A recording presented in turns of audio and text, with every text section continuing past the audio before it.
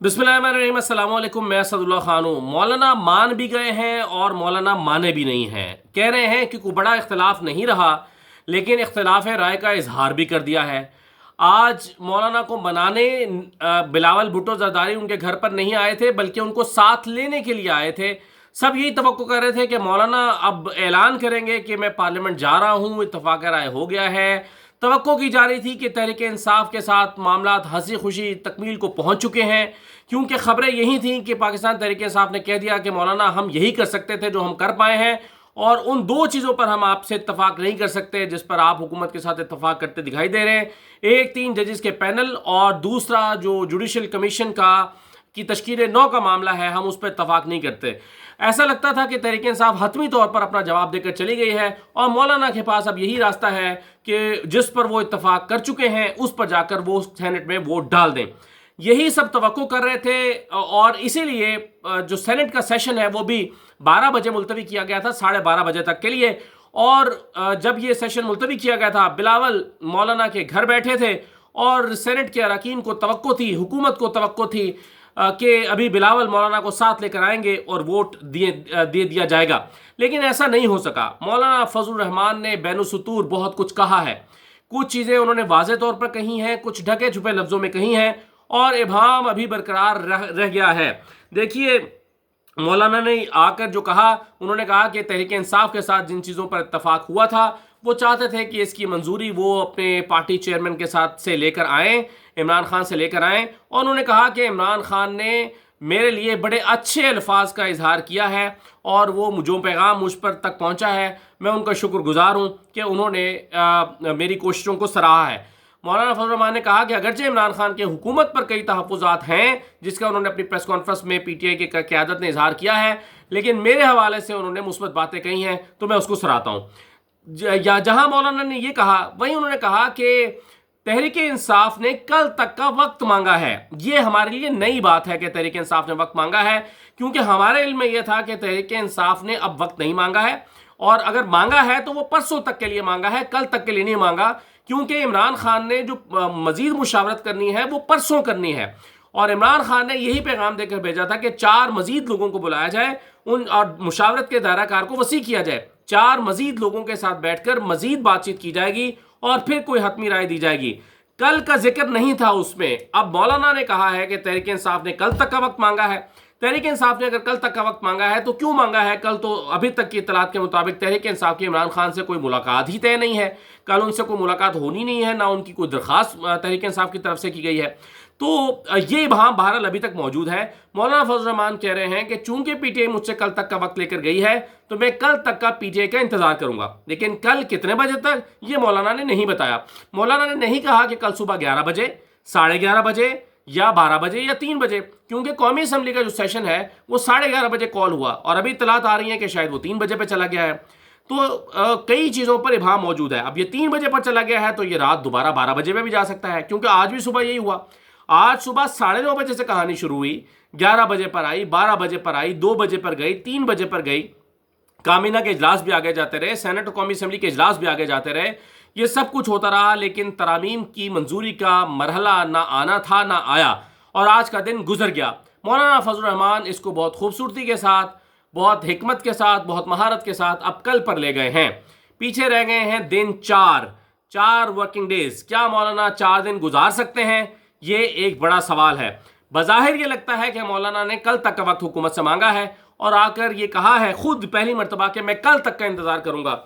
और ये भी उन्होंने कहा है कि कोई बड़ा इख्तलाफ नहीं रहा। उन्होंने कहा कि तमाम बड़े इख्तलाफात दूर हो गए हैं। यानी इसका मतलब ये है कि कुछ छोटे इख्तलाफ शायद बाकी रह भी गए हैं। यानी कोई ऐसी चीज़ है भी जो मौलाना अभी भी हुकूमत से मांग रहे हैं, कुछ ऐसी चीज़ है भी जो मौलाना अभी भी जो है वो कह रहे हैं कि अगर ये भी आप देख लें तो बेहतर हो जाएगा। क्या कुछ ऐसा है? बिलावल साहब ने, जो खबर पहले ही ब्रेक हो चुकी थी वैसे, लेकिन बिलावल ने अब खुद यानी लीक हो चुकी थी, आप कह लीजिए, या ज़राए से आ चुकी थी। अब बिलावल ने खुद ये कह दिया है कि हमने मौलाना से गुजारिश की है कि इस बिल को आप प्राइवेट मेंबर बिल के तौर पर पेश करें, और मौलाना ने उससे इत्तफाक भी कर लिया है। और मौलाना ने अगरचे उसको नोट नहीं किया, लेकिन उस पर इनकार भी नहीं किया। तो इसका मतलब यह है कि मौलाना ने इस बात की हामी भर ली है اور حامی نہ بھری ہوتی تو شاید بلاول یہ بات پریس کانفرنس میں نہ کہتے. بلاول نے کہہ دیا ہے، اس کا مطلب یہ ہے کہ مولانا نے خاموشی بھی اختیار کی تو اس کا مطلب یہ ہے کہ انہوں نے حامی بھر بھی لی ہے. لیکن کیا اب یہ کل ہو جائے گا؟ آج تو نہیں ہو سکا. یعنی آج کی بڑی خبر تو یہ ہے کہ آج نہیں ہو سکی آئینی ترمیم پیش. سینٹ کا اجلاس ابھی 12:30 بجے جو ہونا تھا اب وہ ہوگا اور اس کو پھر کل تک کے لیے ایڈجرن کر دیا جائے گا. اس میں سے یہی کچھ ہوگا.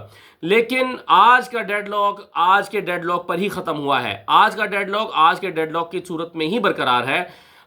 باوجود اس کے میں یہ کہہ رہا ہوں کہ عمران خان مولانا نے کہہ دیا ہے کہ کوئی بڑا اختلاف نہیں رہا. یعنی بڑا نہیں رہا، یا تو وہ کہتے کہ تمام اختلافات ختم ہو چکے ہیں، یا تو مولانا یہ کہتے ہیں. انہوں نے کہا کہ کوئی بڑا اختلاف نہیں رہا. اس کا مطلب ہے چھوٹے چھوٹے اختلافات تو موجود ہیں. دوسرا انہوں نے کہا، جب ان سے سوال کیا گیا اور یہ سب سے امپورٹنٹ کوسچن تھا، مولانا فضل الرحمان نے کہا، ان سے پوچھا گیا کہ کیا آپ نے جو کارکنوں کو یہ ممبرز کو اٹھانے کا جو تحفظات کا آپ نے اظہار کیا تھا اور کہا تھا کہ ہمارے یہ لوگ اٹھائے جا رہے ہیں، کیا آپ کے یہ تحفظات دور ہو چکے ہیں؟ تو مولانا نے کہا کہ نہیں، بالکل دور نہیں ہوئے، یہ تحفظات برقرار ہیں. تو اب سوال یہ پیدا ہوتا ہے کہ مولانا فضل الرحمان اپنے ان تحفظات کے ہوتے ہوئے بھی کیسے اس کو ووٹ کرنے کے لیے جا رہے ہیں؟ کیونکہ پرسوں انہوں نے غصے میں کہا تھا اگر میرے تحفظات دور نہ ہوئے، اگر یہ پکڑ دھکڑ کا سلسلہ بند نہ ہوا، اگر یہ لوگوں کو اٹھانے اور خریدنے کا سلسلہ بند نہ ہوا تو میں وہی کروں گا پھر جو دوسرا راستہ ہوتا ہے، اور پھر بدماشی ہوگی تو بدماشی کروں گا. لیکن حیرت کی بات یہ ہے کہ مولانا فضل الرحمان کے تحفظات بھی دور نہیں ہوئے اور وہ ووٹ کرنے پر آمادہ بھی دکھائی دیتے ہیں. وہ آئینی ترمیم کے حق میں بھی جاتے ہوئے دکھائی دیتے ہیں. کیوں؟ پہلے انہیں یہ شرط جو انہوں نے خود رکھی تھی، کسی اور نے نہیں، انہوں نے رکھی تھی کہ پہلے میرے تحفظات دور کیے جائیں پھر میں ووٹ کروں گا. ابھی تحفظات دور نہیں ہوئے اور یہ خود مولانا کہہ رہے ہیں، پھر بھی ووٹ کرنے کے لیے جا رہے ہیں. میں حیران ہوں مولانا یہ کیوں کر رہے ہیں. مولانا نے ایک شرط اور رکھی تھی. انہوں نے کہا تھا کہ کمیٹیوں میں سیر حاصل بحث ہونی چاہیے، جلد بازی نہ کریں، کوئی ضروری نہیں ہے 25 سے پہلے ہو. مولانا نے کہا تھا کہ جلد بازی نہیں ہونی چاہیے، اس پر کمیٹیوں میں اسی طرح گفتگو ہونی چاہیے جیسے 18ویں آئینی ترمیم پر ہوئی تھی. کمیٹیوں کے پاس جائے، پارلیمان میں بحث ہو اور تفصیلی گفتگو ہونے کے بعد اس کو پیش کیا جائے، کوئی جلد بازی نہ کی جائے. اس شرط کے پورا ہوئے بغیر بھی مولانا مان گئے ہیں ووٹ کرنے کے لیے. ایک شرط مولانا نے اور رکھی تھی. انہوں نے کہا تھا کہ وکلاء تنظیموں کو شامل کیا جائے. کل انہوں نے کہا تھا وکلاء تنظیموں کی رائے لی جائے. انہوں نے کہا تھا کہ یہ جو خصوصی کمیٹی بنائی گئی پارلیمان کے، اس کا دائرہ کار وسیع کیا جائے، اس میں شامل کیا جائے وکلاء تنظیموں کو. پاکستان بار کاؤنسل، سپریم کورٹ بار ایسوسی ایشن، ان دو کا نام مولانا نے خود لیا تھا اور کہا تھا اگر ان کو پارلیمنٹ کی خصوصی کمیٹی میں شامل نہیں کیا جا سکتا تو ان کی آراء کو کسی اور طرح سے کمیٹی میں شامل کر کے زیر بحث لایا جائے. مولانا کی یہ بات بھی نہیں مانی گئی، پھر بھی مولانا ووٹ کرنے کے لیے جا رہے ہیں. تو میں حیران ہوں کہ مولانا ایسا کیوں کر رہے ہیں. یعنی کم از کم وہ باتیں جو مولانا نے خود کہی ہیں ان باتوں پر خود وہ عمل درآمد کیوں نہیں کر رہے، اور ایسی کیا مجبوری ہے کہ وہ ووٹ کرنے کے لیے جا رہے ہیں باوجود اس کے کہ بھی ان کے تحفظات پورے نہیں ہوئے، تحفظات ختم نہیں ہوئے، اور باوجود اس کے کہ جو ان کے مطالبات تھے وہ بھی پوری طرح سے نہیں مانے گئے. اگرچہ وہ اپنی صفائی میں بار بار یہ کہہ رہے ہیں کہ وہ مسودہ جو حکومت لے کر آئی تھی یہ وہ مسودہ نہیں ہے، یہ میرا مسودہ ہے اور یہ میرا اور پیپلز پارٹی کا مشترکہ مسودہ ہے. اگرچہ وہ بار بار کہہ رہے ہیں کہ وہ مسودہ نہ مجھے کل قبول تھا، نہ آج قبول ہے، نہ کل قبول ہوگا، لیکن یہ نیا مسودہ ہے. یعنی وہ قوم کو یقین دلا رہے ہیں کہ میری نیت پہ شک نہ کرو، میرے بارے میں یہ نہ سمجھو کہ میں حکومت کے مسودے پر چلا گیا ہوں، نہیں، میں حکومت کو اپنے مسودے پر لے کر آیا ہوں.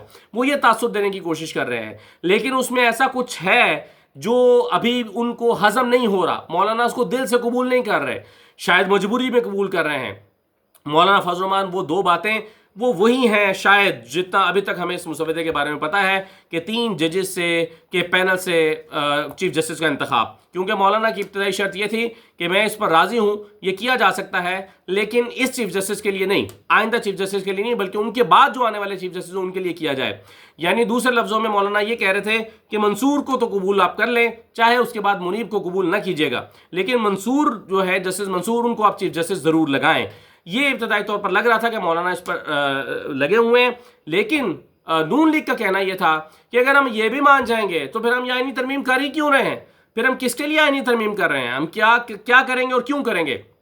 تو پھر آپ سوچئے کہ یہ سب جو ہے وہ نون لیگ کو اگر قبول نہیں تھا تو مولانا کو کیسے قبول ہو گیا. اور دوسری بات یہ ہے کہ سب سے امپورٹنٹ اس میں جو پوائنٹ ہے، تحفظات جو مولانا نے کہا کہ میرے برقرار ہیں. اب یہ جو آئینی ترمیم چاہے قومی اسمبلی سے ہو چاہے سینٹ سے ہو، اس میں کم از کم ایک ووٹ ایسا پڑے گا، کم از کم ایک ووٹ تو ضرور پڑے گا جو پارٹی پالیسی سے ہٹ کر ہوگا، جو خریدا گیا ہوگا، جو زبردستی کی اٹھایا گیا ہوگا. کون ہوگا وہ شخص قومی اسمبلی میں؟ قومی اسمبلی سینٹ میں کیا وہ ڈاکٹر زرکا ہوں گی؟ کیا وہ کوئی مولانا کا بندہ ہوگا؟ کیا سینیٹر فیصل سلیم ہوں گے؟ کوئی ایک ایسا تو ہوگا نا، 2 ہوں گے یا 1 ہوگا، کوئی ایسا شخص تو ہوگا کہ جس کو خریدا گیا ہوگا، ڈرایا نہیں گیا ہوگا. کیونکہ ڈرایا دھمکانا تو چلے ایک پوائنٹ ہے، لیکن اس پر پی ٹی آئی نے وضاحت دے دی ہے. پی ٹی آئی نے کہا ہے کہ جو کوئی بہانہ کرے گا نا کہ ہمیں ڈرایا گیا ہے، مجبور کیا گیا ہے، یہ بہانہ قبول نہیں کیا جائے گا. کیونکہ آپ کو وقت سے بہت پہلے کہہ دیا گیا تھا کہ سارا کچھ چھوڑ چھاڑ کے کے پی پہنچو، خیبر پختونخوا میں پہنچ کر وہاں پر پناہ لو، ہم آپ کو پروٹیکشن دیں گے، آپ کو کوئی کچھ نہیں کہہ سکے گا.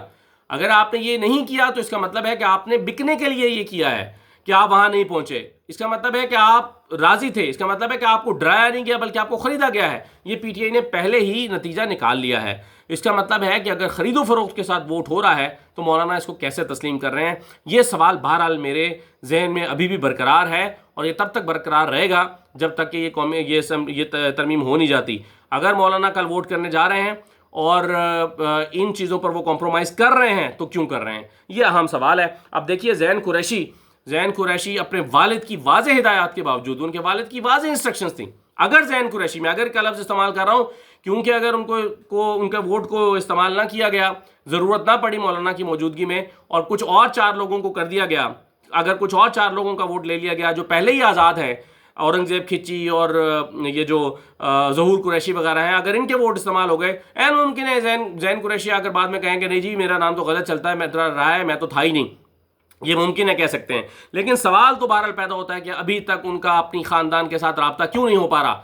اپنی بہنوں کے ساتھ، اپنی فیملی کے ساتھ ان کا رابطہ نہیں ہے، رابطہ کٹ چکا ہے. پی ٹی آئی بار بار کہہ رہی ہے کہ زین قریشی سے ہمارا رابطہ کٹ چکا ہے، اور زین قریشی کا کوئی وضاحتی بیان سامنے نہیں آ رہا. زین قریشی کیوں نہیں وضاحت کر رہے کہ ایسی کوئی بات نہیں ہے، میں جہاں پر بھی ہوں محفوظ ہوں اور میں پی ٹی آئی کے ساتھ کھڑا ہوں؟ ابھی تک وہ اس طرح کا سٹیٹمنٹ کیوں نہیں دے رہے؟